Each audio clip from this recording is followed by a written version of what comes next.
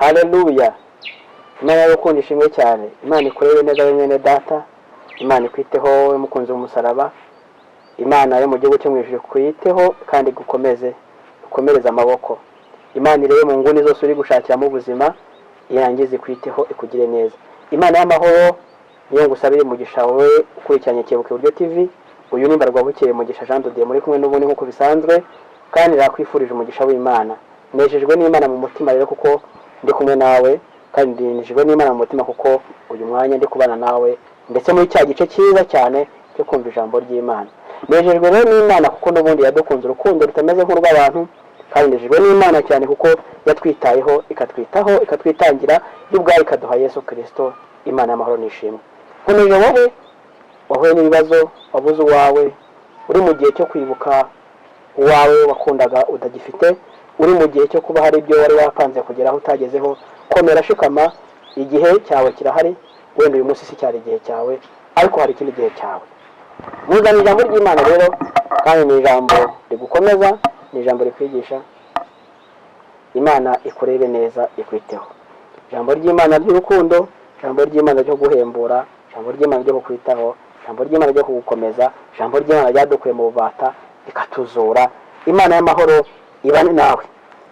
Uyu munsi ngufite intego y'ijambo ry'Imana iri bukubwire ku kintu abantu benshi batajya bitaho, ariko kenshi bakitaho mu buryo bw'ubuzima busanzwe, ariko mu buryo bw'ubuzima bwo kujya mu ijuru batajya bitaho.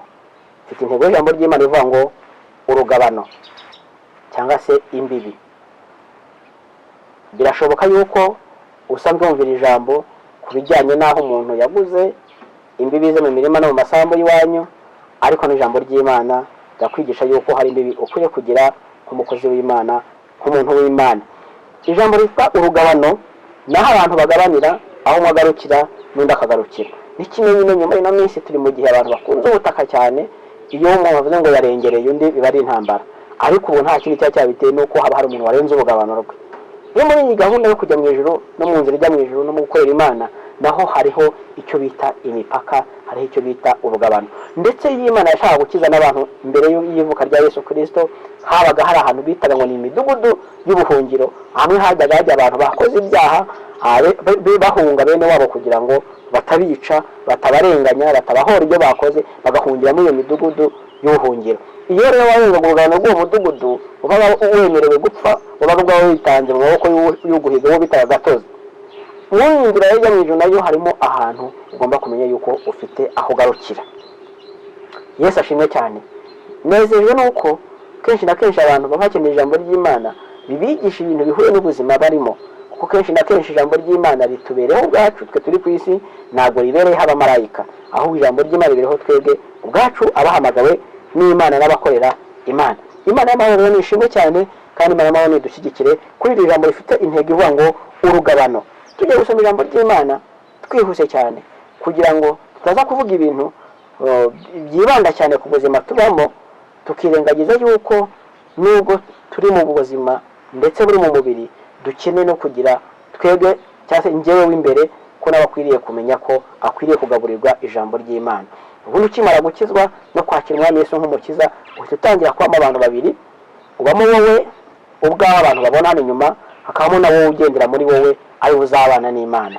Rero niyo mpamvu iyo umuntu mwiza wamaze kumenya gahunda y'uko nyuma y'ubuzima ari ubundi buzima, uba ukeneye ibitunga uyu mubiri, ukaba unakeneye n'ibitunga ubugingo, kandi Imana byose irabitanga kandi iragushyigikira. Ibitunga uyu mubiri w'inyuma urabikorera cyane n'imbaraga zawe zose, ukirushya akuya, ukavuga uti ndagomba kubikora mbibone. Ibitunga ubugingo bigusaba guca bugufi, gusoma ijambo ry'Imana no gusenga, kandi byose birahura ndetse bigatanga umusaruro, kubera yuko umubiri roho nzima igomba kuba mu mubiri muzima. Imana ni ishimwe y'amahoro, Imana y'urukundo. Tujya gusoma ijambo ry'Imana dusanga mu gitabo cya kabiri cya Mose cyitwa Kuva, cyangwa se icyo bita iyimuka Misiri. Dusoma igice cya 19 umurongo wa 12 n'uwa 13, ibindi tubivugaho gake cyane twihuta. Kuva igice cya 19 umurongo wa 12 n'uwa 13 handitse ngo ubashyirireho urugabano rugota uyu musozi impande zose, ubabwire uti mwirinde mwe kuzamuka ku musozi cyangwa gukora ku rugabano rwawo. Uzakora kuri uyu musozi no kwicwa azicwe. 13.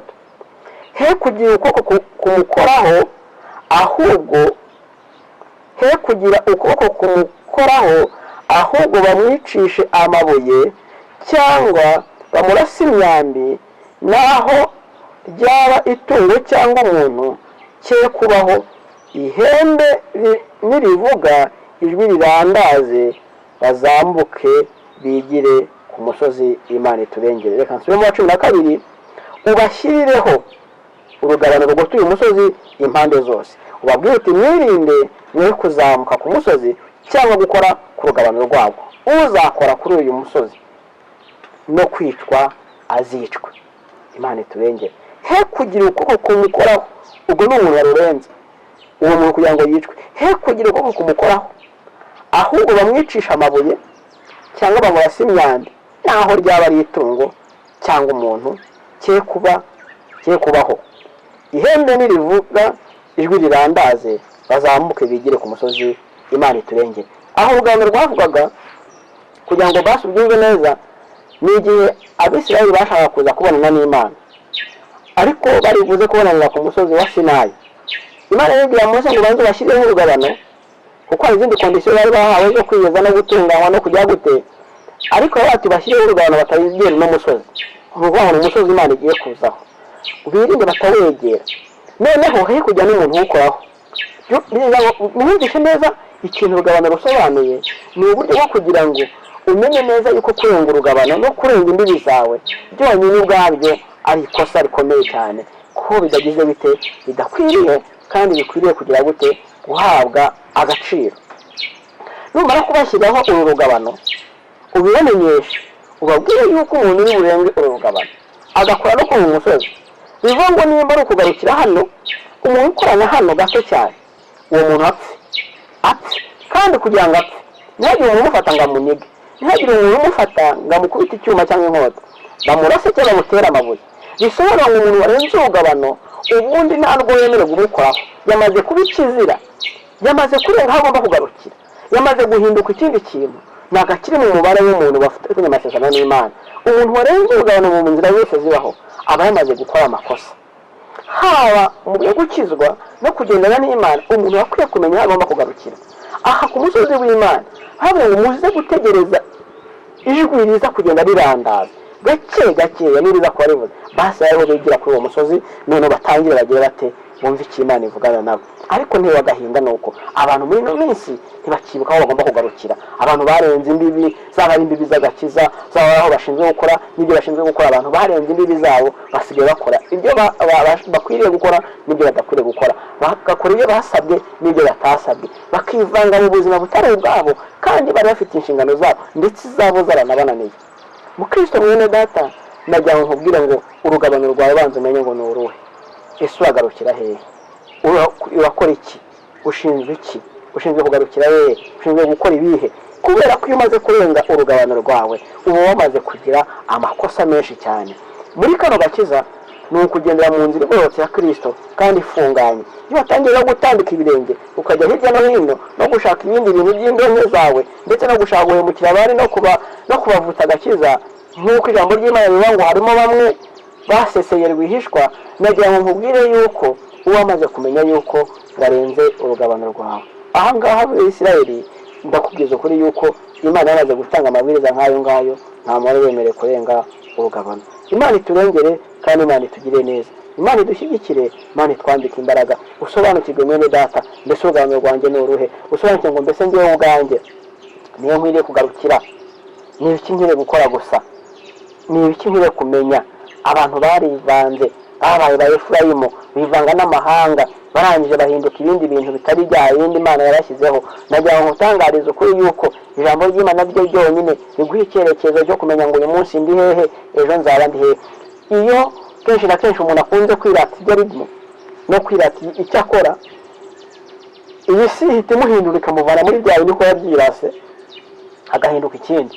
Abantu bamenyereye n'abantu tujya tuganira cyangwa ahantu agiye kubwiriza, haba mu rusengero, ntabwo njya nkunda kuvuga ngo nkora iki ngiki gitunze ubuzima bwanjye, kuko nshobora kuba ngikora umunsi ejo kigahinduka, kuko igihe nicyo kiguha icyo ukora, igihe nicyo kiguha n'ibyo wambara n'inshuti n'abo mugendana. Ahubwo ikintu umuntu akwiye kwirata, akwiye kurata yuko Imana imuri iruhande, nawe akamenya ngo nkwiye kugarukira hehe, nkwiriye kubana n'Imana mu buhe buryo, nkwiriye kubana n'Imana kugeza hehe, nkwiriye kubana n'Imana gukora iki, ese ubundi Imana yampaye icyo gukora nicyo ndi gukora. Ndi kumubwira cyane cyane ibintu bibaho urugabano, menya ahantu ugarukira niho uzakorera Imana neza. Buriya iyo umuntu bamuhaye akazi ko kubaka yarangiza agatangira gushwana n'abantu basiga amarangi, aba yamaze kurengera byo yagiye kureba. Ari nk'umwenjeniyeri mwiza ugiye gusuzuma, yahita afata wa mufundi wubakaga wagiye no kwivanga mu byo basiga amarangi akamwirukana, kuko si yo nshingano zirenze urugabano. Kenshi na kenshi birenze urugabano ibyo ushinzwe byawe urabyica, ibyawe wabitereranye. Garukira hamwe na data, kora ibyawe, utazamuka ku musozi w'Imana ijwi riciye bugufi ritaribyaza. Wizamuka ngo wigire muremure cyane, kuko ntabwo ari wowe muhaye muremure. Wikigira ukomeye kuko n'abandi bakomeye bose bacitse intege. Wikigira kandi nk'umuntu uzi ibintu byose, uzakora ibintu byose, kuko Imana niyo yonyine izi aho ugomba kugera. Nagira ngo nkubwire uyu munsi, garukira aho ngaho, menya urugabano rwawe, haba mu byo bakora, haba mu byo ubamo, ndetse haba no ku masambu yawe ufite, haba no ku mitungo yawe ufite. Garukira hawe hamenye ubari kugarukira, kuko abantu benshi muri ino minsi bari gupfa bazize amasambu. Abantu benshi baburana, abandi barengereye, bakagira amashyari, bakagambanirana, bagashwana, imiryango igatana. Ariko nagira nkubwire ngo niba uri umukozi w'Imana by'ukuri, garukira aho ngaho umenye urugabano rwawe, kuko ijambo ry'Imana ritubwiye ngo umuntu urenze urugabano bamwice, ariko nagiye umukoraho bamutera amabuye, bamurase n'imyambi. Imana ikurengere kandi Imana ikurinde kurenga urugabano rwawe, utageza mu gihe cyo guterwa amabuye, utageza mu gihe cyo kwicwa, utageza mu gihe cyo kuba wenda bakuvuga ngo ntiwemerewe kujya mu bantu. Ahubwo umenye ngo umudugudu wawe w'ubuhungiro ni uwuhe, ni umudugudu Imana yagushyiriyeho aho ngaho ukorera. Reka dusenge Imana dusaba imbaraga kugira ngo tumenye aho tugarukira, kandi niba uzi ko warenze umurongo atangiye kujya wivanga ngo utakureba, ugarukiraho kugira ngo utaba inkomyi y'ubutumwa bwiza, nawe ubwawe ukikoraho ndetse ugahemukira n'umuryango wawe. Mana, turagushimiye mu izina rya Yesu Kristo, tunejejwe n'urukundo n'ubushobozi bwawe. Uyu mwanya tunejejwe nuko ijambo ryawe ritugezeho, kandi ritugezeho hari umuburo mwiza cyane. Nagira ngo nsengere umuntu wese wari umaze kugira umutima wo kurenga urugabano, yari hasigaye atakigira ahagarukira, haba mu gukora ibyaha, haba mu kuvuga amagambo, haba mu kugendana n'abantu, haba mu byarya, haba mu byanywa, utagiraga urugabano rwo hagarukira. Kandi Mwami Imana Nyiringabo, umugarukeho, umugire neza, umwambike imbaraga. Wowe waba ufite intimba, waba ufite n'agahinda, waba ufite kwiheba kubera ko utazi ahantu bigeze, ni uko ucunge neza yuko utari wararenze urugabano, ukaba usigaye warurirwa ahantu udakwiye kuba warurirwa, ukaba wari usigaye wiyandikishije ahantu udakwiye kuba wiyandikishije, ahubwo ugumye mu rugabano rwawe, ari wo mudugudu w'ubuhungiro. Agakiza kawe Kristo arahari kandi arahakubereye. Bikwakira mu izina rya Yesu Kristo wabambwe. Amen.